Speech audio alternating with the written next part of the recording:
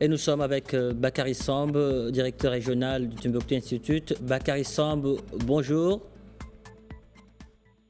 Bonjour et merci de votre invitation. Bakary Samb, d'habitude, on vous retrouve tous les mercredis, mais exceptionnellement, vous êtes avec nous aujourd'hui. Les raisons, vous étiez à Vienne, où vous avez pris part au forum de Vienne organisé par le gouvernement autrichien sur le thème ségrégation et extrémisme violent dans un contexte d'intégration. Bakary Samb, quel était, selon vous, le sens d'une telle thématique dans le contexte européen actuel? Oui, je crois que dans ce forum de Vienne auquel j'étais invité, la réflexion portait sur les enjeux de la préservation de la prévention des conflits, surtout suite aux récentes émeutes et attaques terroristes dans de nombreux pays européens, où les acteurs principaux étaient le plus souvent des mineurs issus de l'immigration ou nés en Europe. Je crois que pour ce forum, il fallait réfléchir sur d'éventuelles stratégies pouvant servir à relever le défi de la gestion de la liberté personnelle de religion et d'expression, des libertés scientifiques académiques face à l'émergence des idéologies extrémistes. Et il y avait la participation de nombreux ministres de la Croatie, du Danemark, du Portugal et puis des délégués de la France. Et en ouvrant ces travaux, Madame Suzanne Rabe, qui est la ministre des Femmes, de la Famille, de l'Intégration et des Médias en Autriche, est revenue sur la nécessité, bien entendu, de synergie entre les différents acteurs.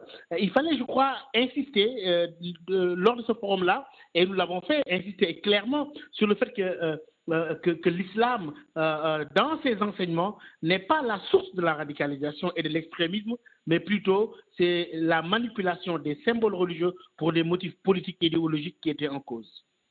En tant qu'expert africain, Bakary Samb, fondateur de l'Observatoire des radicalismes et conflits religieux en Afrique depuis 2012, quel était votre rapport à une telle rencontre se déroulant pourtant en Europe, surtout pour croiser les analyses avec les experts européens? Oui, je crois qu'il était important d'attirer l'attention sur certaines formes d'extrémisme à motivation religieuse qui n'ont pas encore fait l'objet de recherches approfondies et des passionnés surtout, pour appuyer la lutte contre la discrimination et le racisme, qui sont générateurs de frustration et de radicalisation dans certains pays européens et au-delà. Vous savez, très souvent en Europe, la classe politique traite de cette question de la radicalisation sous le prisme migratoire. Et à travers la question cruciale des migrations, justement, on a pu réfléchir sur la transnationalité progressive des acteurs religieux qui profitent de la mobilité, mais nous avons pu examiner surtout, dans le cadre d'un débat contradictoire, les tendances de la radicalisation en Afrique, ainsi que la manière dont elles devraient être analysées de manière globale et surtout en prenant en compte les nouveaux enjeux des rapports entre l'Europe et le continent africain. Docteur Bakary Samb, ce forum s'est tenu, nous le savons, dans un climat assez délétère en Europe, avec l'actualité au Moyen-Orient, mais aussi la perception d'un islam qui serait essentiellement radical. Ceci n'avait-il pas trop pesé sur les échanges, et quelle a été votre position en tant qu'Africain musulman, en plus de l'expert international que vous êtes et qui avait été invité par les autorités autrichiennes?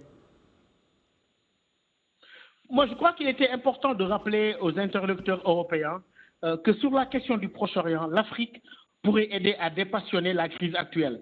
L'Afrique n'a pas eu les mêmes rapports avec Israël et les pays africains sont très engagés en faveur d'une solution juste et durable, comme le Maroc, avec l'appel pour une alliance mondiale lancé par Sa Majesté le roi Mohamed VI lors du sommet de la Ligue arabe, et le roi Mohamed VI, on le rappelle, qui préside la commission Al-Quds.